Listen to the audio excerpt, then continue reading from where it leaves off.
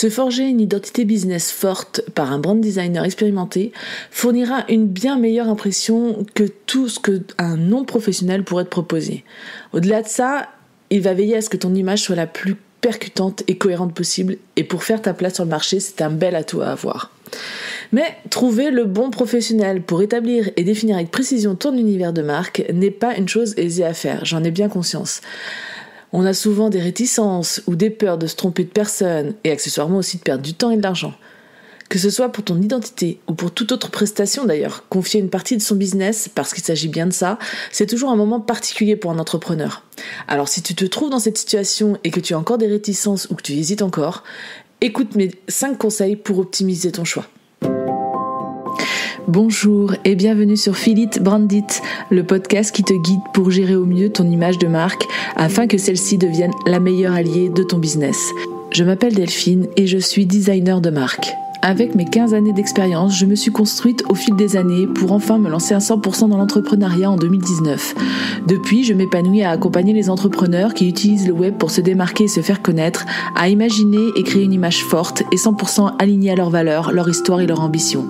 Chaque semaine, tu découvriras un nouvel épisode qui te guidera dans la gestion de ton branding, un condensé d'astuces et de conseils mêlant design, stratégie et émotion pour que tu puisses les mettre en application et ainsi déployer ton identité à 360. Si tu souhaites t'épanouir dans ton activité en diffusant une image de marque juste qui va travailler pour toi et attirer les bonnes personnes, alors abonne-toi pour ne louper aucun épisode. Et si ce podcast te plaît, je t'invite à en parler autour de toi et à laisser 5 étoiles sur ta plateforme d'écoute préférée. Bonne écoute! Déjà, qu'est-ce qu'un designer de marque et quelle différence avec un graphiste ? Avant d'entrer dans le vif du sujet, je voulais revenir sur ce terme propre de designer de marque ou brand designer en anglais. Parce qu'on a encore trop souvent tendance à le confondre avec le métier de graphiste. Bien qu'il existe des points de croisement, il y a bien des variations fondamentales entre les deux termes. Si je devais résumer succinctement ces deux métiers, je dirais que le designer de marque est le penseur, tandis que le graphiste est l'acteur. Le graphiste va mettre en forme tout ce que le designer de marque va imaginer pour ton entreprise. Pour détailler un peu plus chaque métier, le graphiste va ainsi imaginer une identité graphique en accord avec les directives artistiques de l'entreprise en question, c'est-à-dire le logo, définir les couleurs, les mises en page, les typographies, les textures, etc., etc. Il pourra également décliner cet univers sur l'ensemble des supports dont l'entreprise a besoin pour communiquer.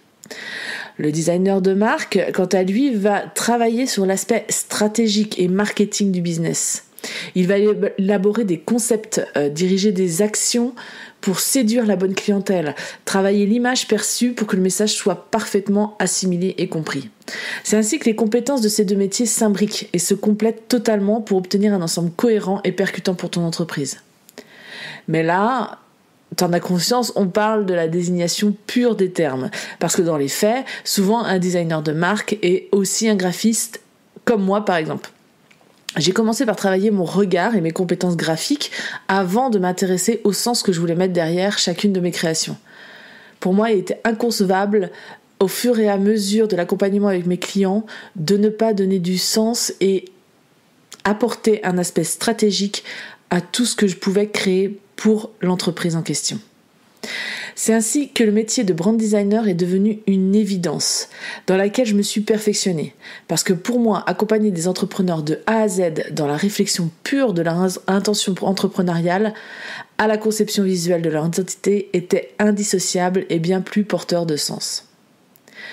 Tu peux te poser la question, est-ce utile pour mon business d'employer un brand designer ?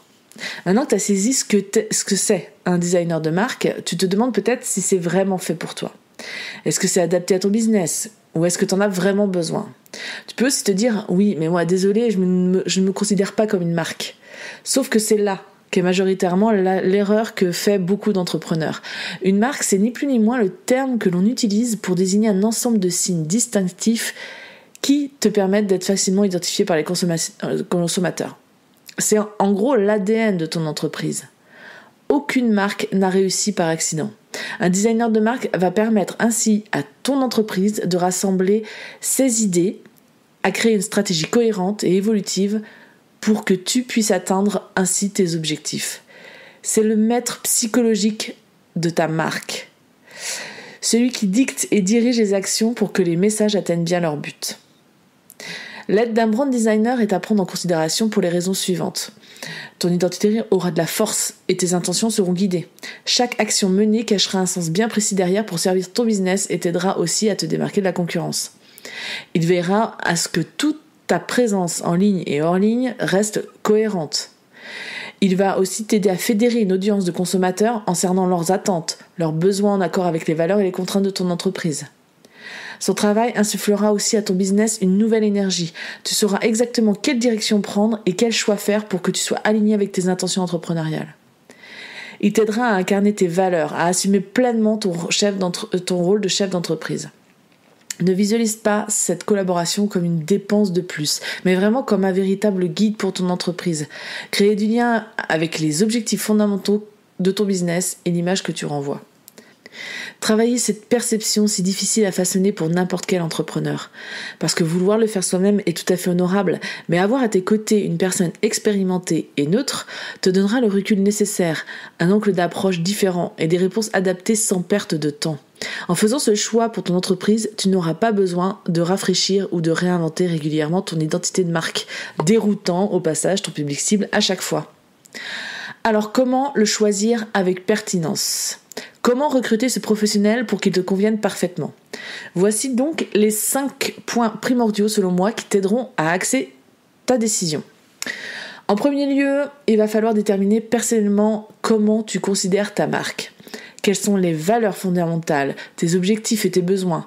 Pas de bonne ou mauvaise réponse à avoir. Ce que je veux te faire comprendre, c'est qu'il faut un minimum que les choses soient claires dans ton esprit sur les intentions et les impulsions que tu souhaites donner à ton entreprise avant de faire appel à un professionnel.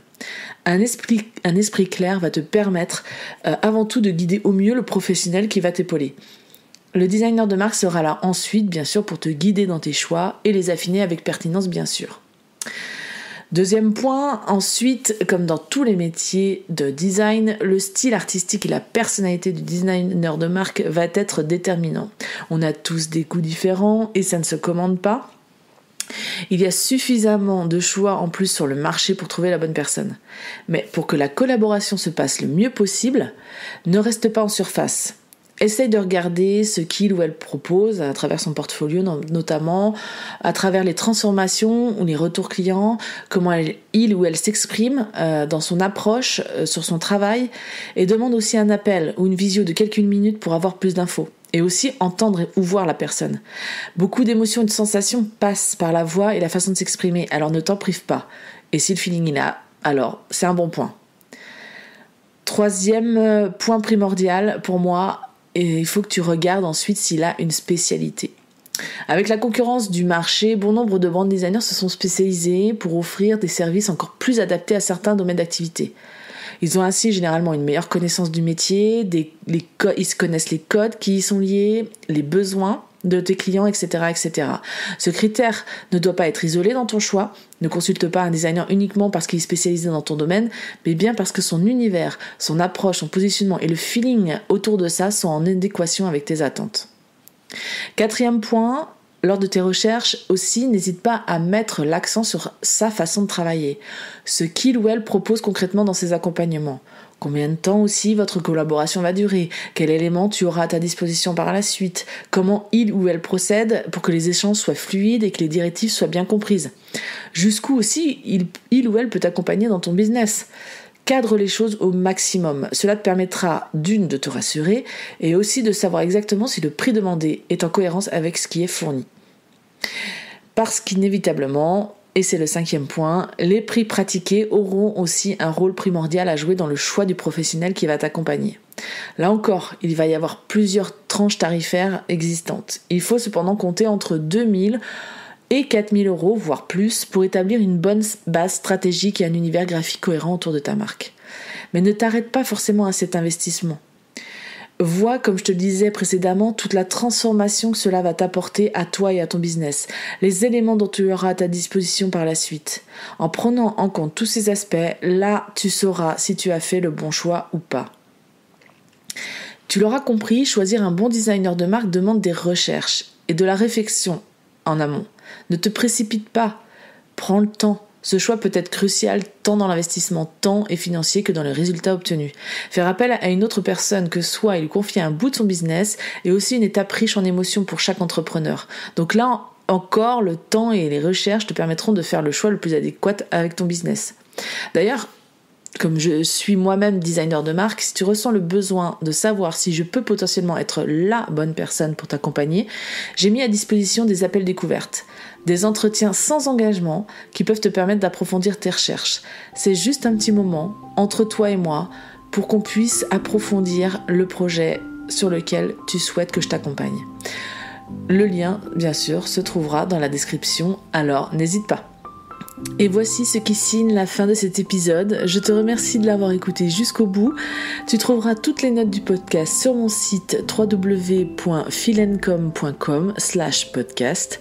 Tu trouveras le lien ci-dessous et tu peux également en parler autour de toi en story sur Instagram notamment en me taguant @phil_n_com. Merci pour ton soutien et je te donne rendez-vous mercredi prochain pour un nouvel épisode.